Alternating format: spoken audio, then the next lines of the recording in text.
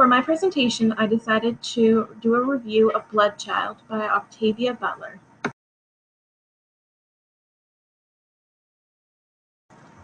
Presented by myself, Jennifer Rossignol.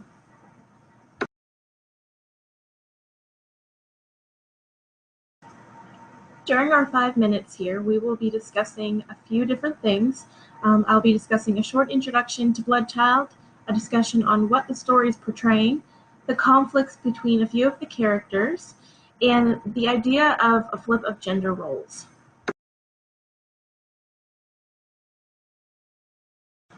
So Bloodchild is obviously a dystopia. We can't make a better world for everyone in this story. We see a world where humans, known as Terrans, and aliens, as I'll call them, known as Tlicks, live together in a world that's dependent on each other.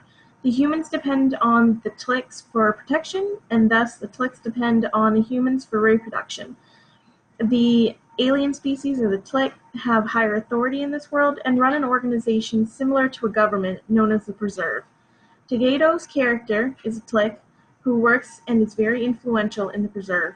This story depicts the idea of humans, either male or female, being used as hosts for these aliens to implant their young into, and then to be surgically removed when the young have grown enough.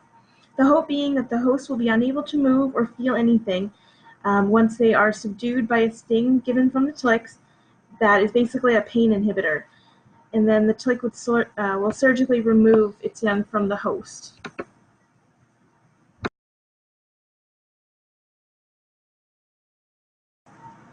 The two main ideas being portrayed in this story are pretty much, is this a slave or master kind of story, or is this a love story between an alien and a human?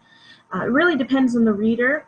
The afterword of the story, if you do read that, it does say that Octavia is saying that she never meant for this story to be considered a slavery story, but it certainly appears so in our reading. The idea that a human would love a different species seems completely absurd, and when the story reflects on the authority that the Tlicks have over the humans, it seems an odd attraction. Yet, Gan, the human host-to-be, chooses to be a host in the end, and we do have a sense of love between the two. As Gan reflects on how Tagedo has always been around, and he's always felt a sort of connection towards her. I'm assuming it's a her. But on the other hand, this could be due to his fear of what could happen to him if he refuses. It could be his fear of what could happen to his sister if he refuses, or his brother even. And it could even be that he realizes that if he does go along with this idea to be the host to Tagedo, then he could actually have an influence on Tagedo in the present, where she does have such an influential position in the present.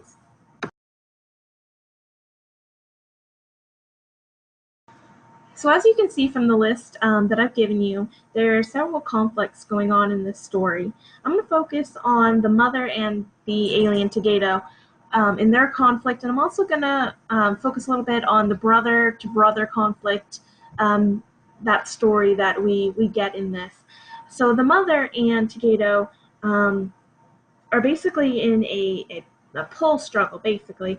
You've got the mother who wants to protect her child but is unable to, and then you have Tagedo who has chosen this child to be her host and feels that she has every right to have this child as her host. We do see that there's a link to Tagedo from the mother, especially because her husband actually is the one who birthed or was the host to Tagedo for her to be born. So I'm sure it's almost like a stepmother kind of idea, yet not.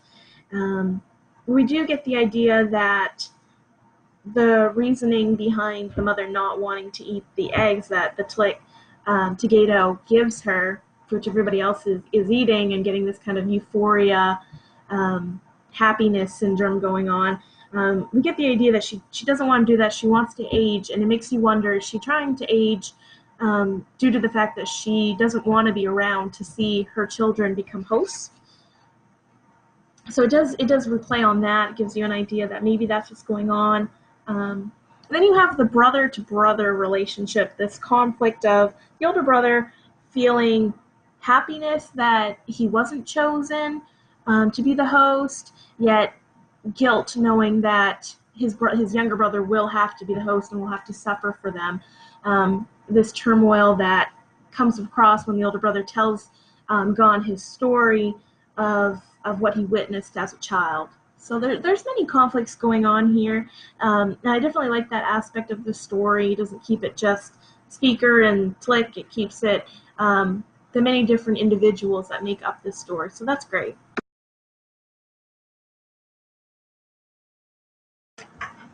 So that brings us to the idea of the flip of gender roles in this story, the idea that men are chosen over women to become hosts, to become impregnated by these aliens, the Tlicks. The men are the usual candidates because the Tlicks see that they're doing the Terrans a favor by using men instead of women. If they use men, then women are free to become pregnant and reproduce humans rather than to be hosts and help in the reproduction of the Tlicks.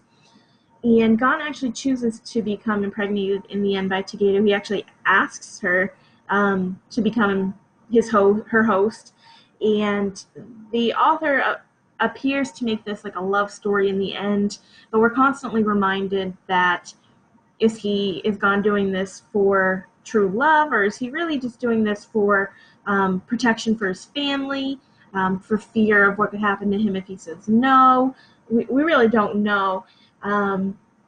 We also get the idea that maybe he's doing this simply because Togato works in the preserve. She's very influential. The story does tell us that. Maybe he could have some type of influence on future humans, future Terrans, and how hosts are selected, and hoping that he can be influential in change, basically. So we don't really know. The author kind of leaves it up to us to hypothesize our own ideas. So this brings me to my discussion questions. So for the discussion questions, I'd like you to think of two main ideas. The first one being, the story Bloodchild can be interpreted in two ways. First, a slave and master relationship between the humans and the Tlick, or a love story between two species. Which idea would you support? Defend your answer by providing examples using the text for why you feel this way. The second question, Gon uses a gun hidden illegally to kill the Achti. Upon learning of this hidden gun, Togato attempts to remove it. Gon persuades her to leave it by saying, "Leave it here. If we're not your animals, if these are adult things, accept the risk." There is risk, Gato, in dealing with a partner. That's found on page 17. What significance do these lines have in the story? How might the story have been different if Togato had removed the gun?